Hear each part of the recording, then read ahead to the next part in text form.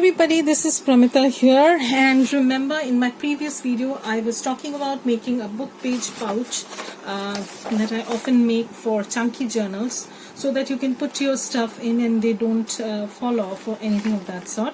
But this time around I'm going to use some book pages. So what I'm using is this huge book that I have. Now I'm not going to use the images ever probably, except in cases like this where this is going to form as a base, and I'm going to layer this with some cardstock. Now this is not a very thick cardstock. This is kind of a thickish drawing paper that school children use.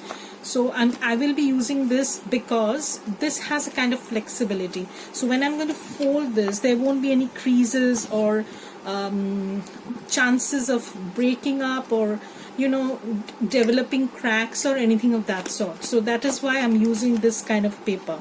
So in the meantime, what I've done is I've more or less calculated or guesstimated the amount I need to make this pouch, and I've glued the cardstock on one side. And now what I'll do is I'll trim this up and add another layer of the same paper on top, and I'll be back to do the rest. Okay, so keep watching. Okay, so now I'm back. I have glued the both sides with the thick cardstock. But if you have a book page that is strong enough to hold your journal in, then you can just work with that. You don't need to get this. So now I'm going to give it a kind of a little bit of shape. So I need to fold this. Now I am going to go over this with sewing machine, so I'm not worried much. And I also need to give it a gap sort of thing, so I don't know. So probably I'm going to make this smaller, just enough so that my journal holds. So that's it. I don't need this much anymore. This much, just enough. So if you want the exact measurement, then this is around 5 inches that I folded into. So about plus 1 inch to the size of your journal width. Okay, and then I have this. So I'm going to fold this a little bit more. So I'm just going to see. I have used glue stick. You can use wet glue, but I know I'm going to stitch around it, so I'm not very fussy. So I'm going to, okay, so I'm just, so this is what I have, and I'm going to just, so you don't need to have a paper bag to make a triangular pouch like this. So this is a little bit wonky, and yeah, so I'm going to straighten these out, and I need to, so I hope this is making sense. But anywho, you're going to cover this up, so it doesn't matter whether it is a little bit wonky. But of course, we should try to keep it as straight as possible. So that's it, and now I'm going to give it a little bit of shape. So now I have, this is going to be the front flap. Okay, so I'm just going to, again, as I said, I'm a big person on guesstimating, so I'm just going to match up the creases, match up the corners. Okay, and I'm going to use my scissors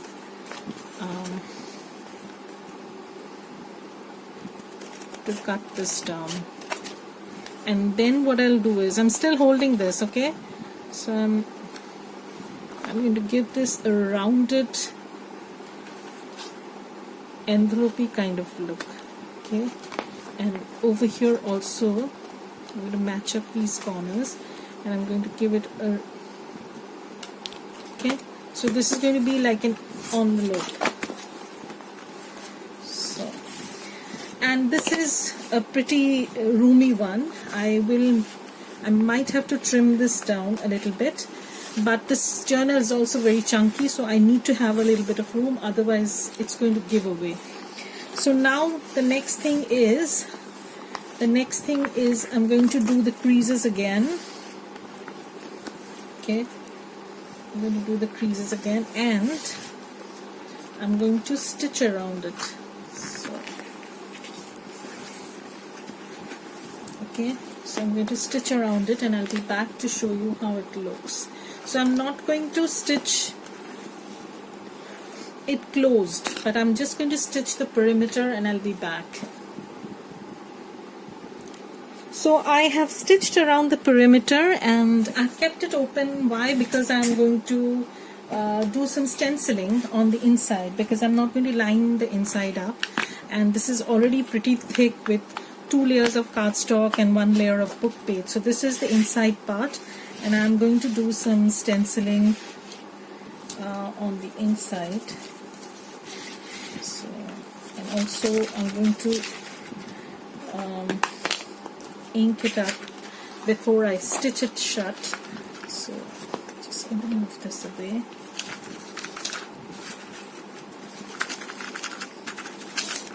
Okay, so I messed up the front cover a little bit, but anyways, that's going to be covered up, so I'm not worried at all. So this is kind of, I'm going to stencil this first, and then I'm going to probably stitch stamp around it. So not entire thing, but a little bit. So you won't be able to see the inside. So just a little bit, as I said. This is a local, stencil that I'm using, a kind of cheapo brand, but I liked the florals in this. So I hope I won't fail. Okay, so I'm not going to do anything else. I'm just going to stamp a little bit.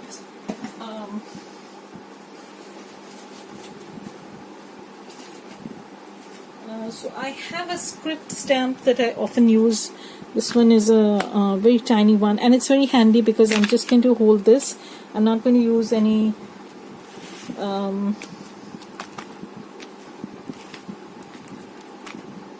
just enough to give it. So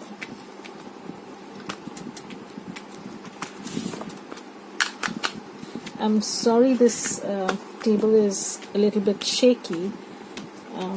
I don't know, because you will be only able to see this part, not the inside much. So I'm just going to do this. That's all, nothing else. Okay, and then I'm going to close this, and again I'm going to do the stamping, but this time what I'll do is I'll do on the edges, because that's what you will be able to see. So I'm going to take this, stamp on the edges, because this is a white sheet that I'm using. If you're using a tea stained one, then that's fine, or perhaps a craft colored cardstock. You don't need to do this much. If you choose to, you can, of course, but this one is a stark white, and I have exhausted my stash of tea stained ones. I had a stash, but incidentally I have used up every single one in some project or the other. So I'm just trying to keep to the edges, and then I'm going to stamp again, as I said, on the edges, because that's what you will see. Rest is going to be covered up.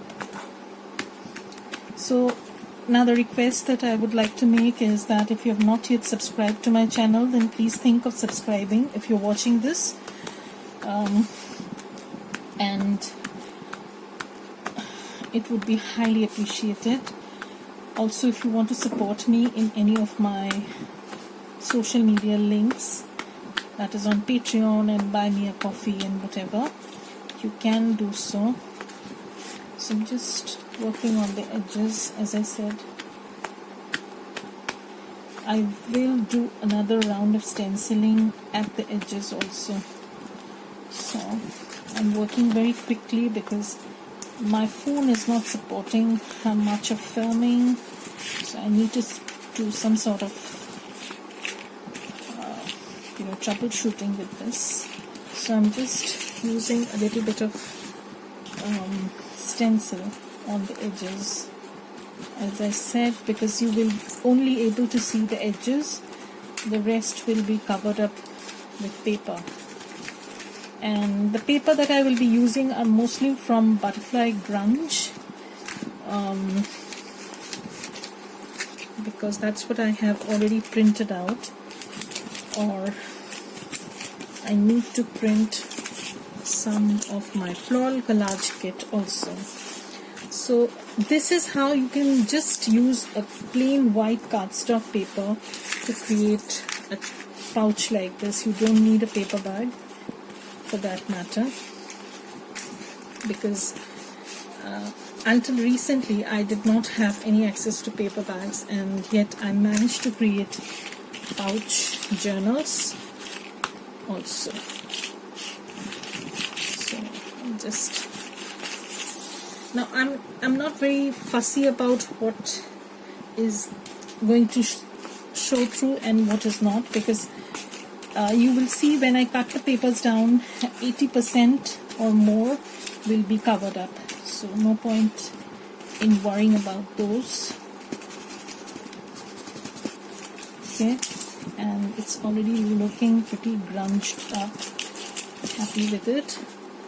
So that's it, and I just need to fix the top part, so I'm going to ink this part also.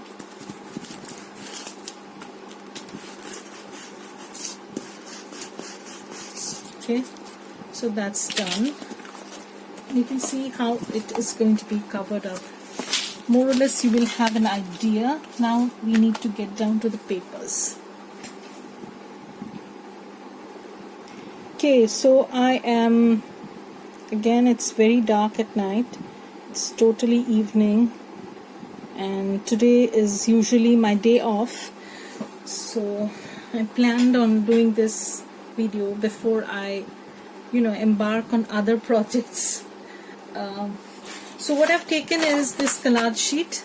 So this is actually from my Butterfly Blossoms kit, because what I thought was, if I use the Butterfly Grunge kit, it's going to look very grungy, and I don't want to make it too grungy. So I'm going to use this paper and also some others from my stash, and I will mention those below.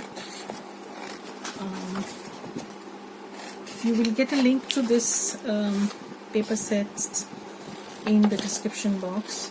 So this actually comes with the add-on kit. If you're buying the pockets, tags, envelopes kit, you will get this sheet for you to play with. So you can just line it up, as you can see. I'm just going to do that, guys, nothing else. So I'm just going to line this up, and I'm going to guesstimate how much I need.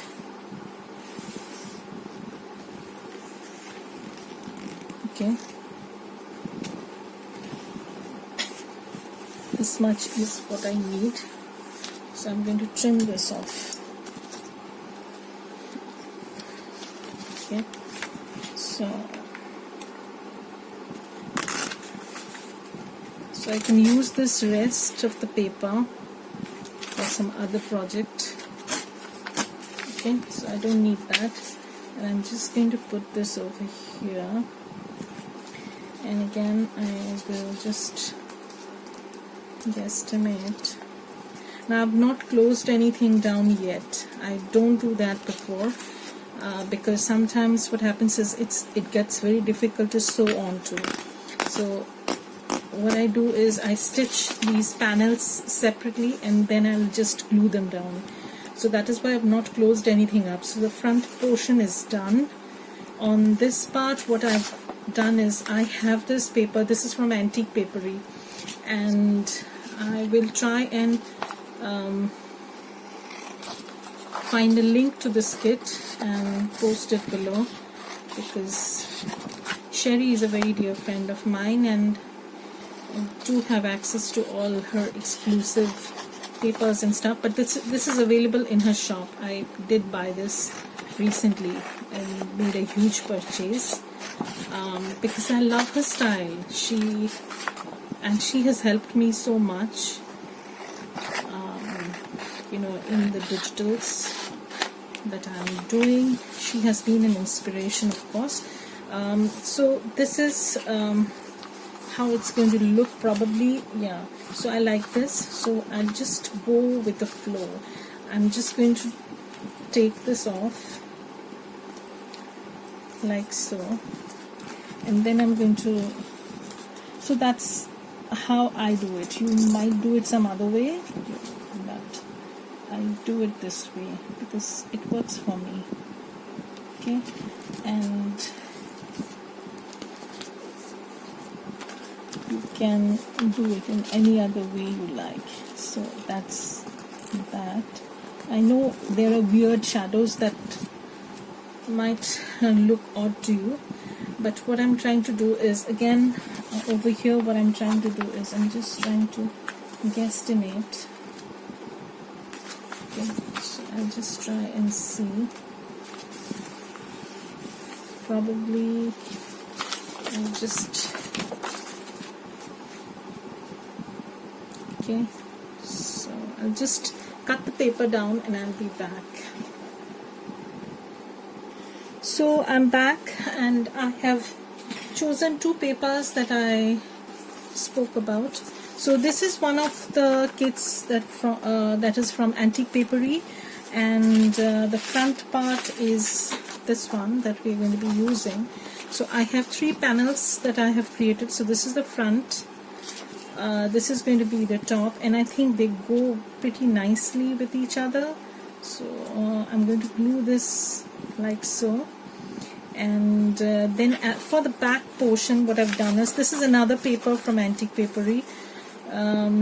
This is actually a freebie that Sherry has for her Facebook group, and so this is going to go on back. So I'm going to stitch all around it, and then I'll be back to show you the update. So I have you know, stitched everything. I've stitched the pouch. Now I'm just going to glue these down as well as seal the entire thing. So I'm using the decoupage glue that I generally use because this has a matte finish. Now if I want a glossy finish, I can go with a glossy finish, you know. So I'm just starting to work on the front thingy. I'm going to move these aside so that I don't mess up. So I'm just going to put some wet glue first so that they stick well. Next will be my video that I'm planning on doing are those snippet rolls that I had talked about from Masterboard. So I already have those planned, and that will be the next video that you will see probably. So I'm going to place this nicely. Yeah. So now I'm just going to seal this up. Okay. So that it becomes waterproof and fuss free.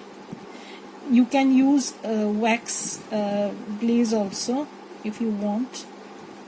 There is a good Ranger's wax, distress wax something, I don't remember the exact name, but yeah, they have that. And I'm going to cover this. So this is the back portion, and for this one what I'll do is, since this is a huge portion, if I mess up there will be very little room for correction. So I'm going to use my glue stick pretty generously, and then I'm going to place this.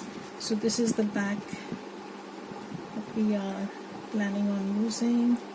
That's done, and now I'm going to just seal this with my You can use Mod Podge, the matte finish one. It's the same thing, only this is a different brand. And I like this one because it has a wider mouth, and so I can just dip my brush into it and just use it. So I'm going to just let this dry and then move on to the front part, because otherwise it's going to be messed up. Okay, so this is done. So after this dries, I will work on the front part. So this is looking pretty nice and I'm happy with it. So if I want, I can put a butterfly or something later on. I don't think I will do that. So right now I'm just going to let this dry, and I'll be back when it has dried completely, and I'll do the front part.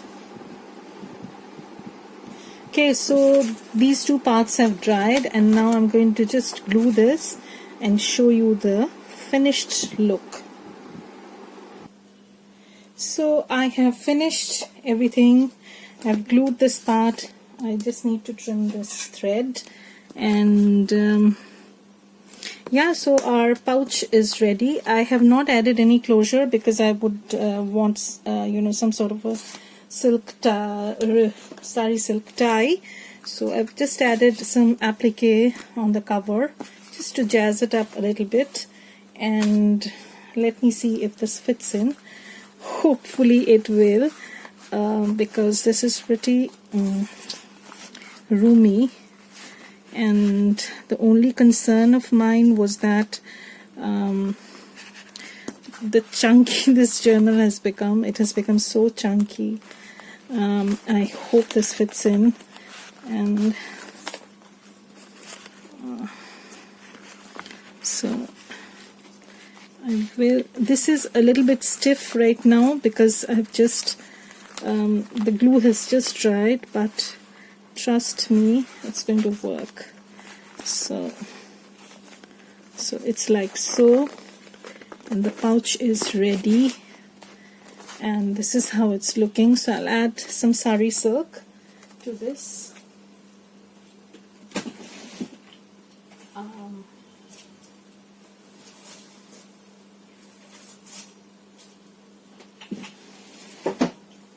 So I already have this wine colored sari silk that is, probably I will go with a pink one maybe, but I will stay with this. So see how pretty it's looking. So I think I'm going to go with this. If you want, you can, attach this sari silk to the pouch that we have done, somewhere around here. But I'm not going to do that right away. So this is how the journal is looking, and I think it's looking pretty nice, the pouch.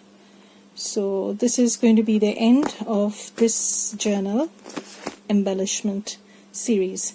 So thank you everybody for watching this, and bye. Have a great day.